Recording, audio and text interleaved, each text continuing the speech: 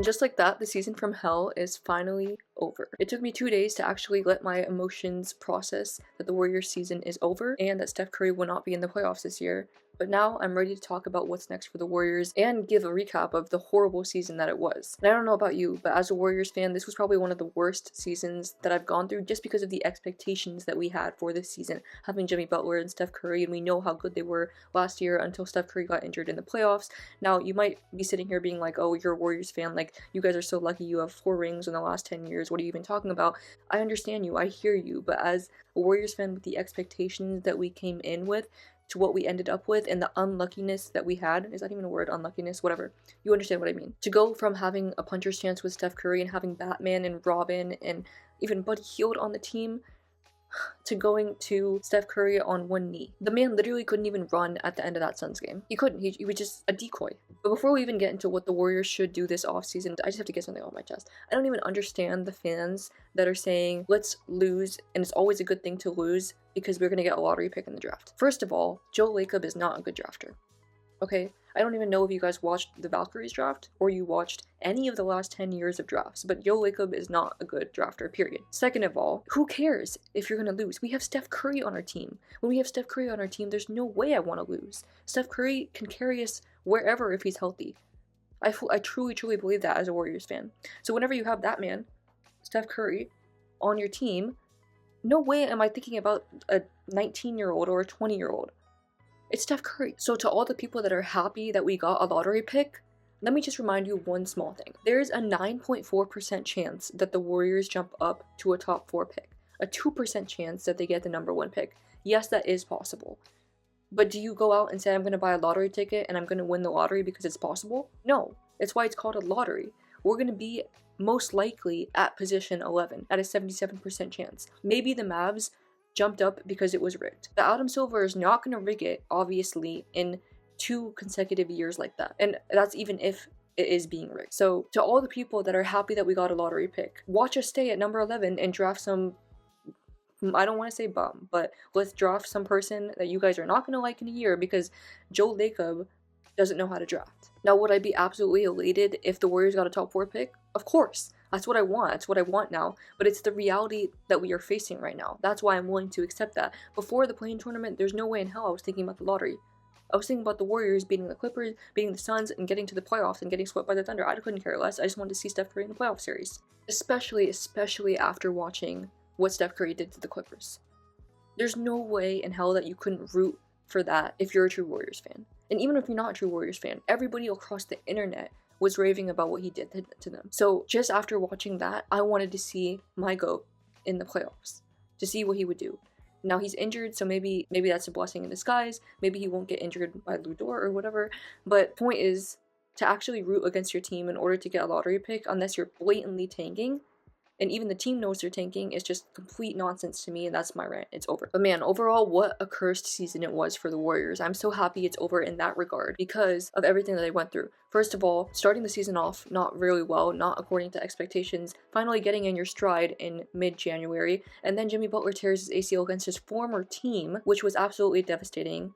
I couldn't even sleep that night, to be honest. Moses Moody coming back, and we're all excited for that, and he looks like he's having he is having his best season of his career, and he absolutely destroys his knee. I haven't even seen an injury that bad, and they did a whole close-up on it too to make it worse, and he's not even off crutches yet. He still can't even walk. And then being eliminated in the play-in after beating your arch nemesis, basically the Clippers, because we can never win against them, and so we all thought we were going to make the playoffs because we're going to beat the Suns, and then we lose to them.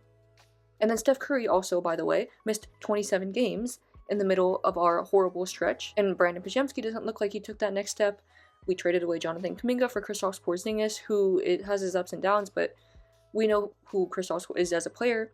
What an awful season. I think the most painful part of the whole season was just imagining what could have been. We could have had Steph Curry with Jimmy Butler, with Kristaps Porzingis. We saw what it looked like with Steph, Draymond, and Kristaps. It looked pretty good, especially in that Clippers game. Now in the Suns game, literally everybody on the team was injured, and Steph Curry couldn't even walk anymore, basically, towards the end of that. But we saw the potential in there, and we saw how Jimmy Butler changed our team. So the fact that that could have happened, and it didn't, was the worst part. Okay, so where do the Warriors go from here? Now, obviously, the first priority is the lottery. I really, really do hope up to those lottery gods, based on the cursed season we had, that we do jump up to the top 4. That is the dream scenario.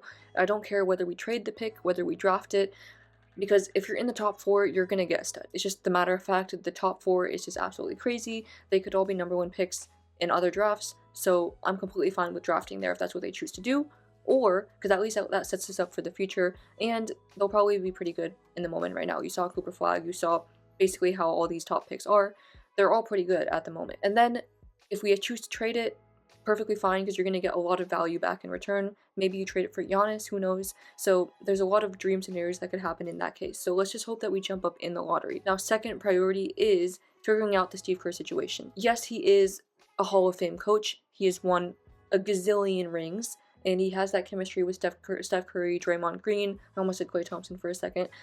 The priority is to figure out the Steve Kerr situation. Notice I didn't say re-sign Steve Kerr, because if he wants to retire, go let him retire. I do think that a new coach might suit the Warriors better at this point.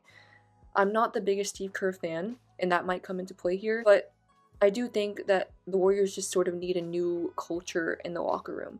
It's becoming increasingly harder for new players. Like, you see the fall off that D'Anthony Melton had. Even years ago, you saw the fall off that Kelly Oubre had. It's becoming increasingly harder for new players to adjust to the Warriors system, and that's just the case.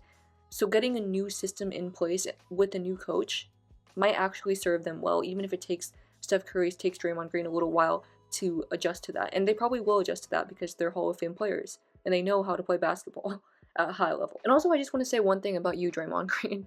You are a showman, Draymond Green, because first of all, everyone is talking about how Steve Kerr might retire because, yeah, his coaching contract is coming to an end. So yes, it's right to talk about how Steve Kerr might retire and he's old and we might move on from him. Okay. Now, Draymond, why are you talking about how you had a great 14 years here and how you are not going to retire?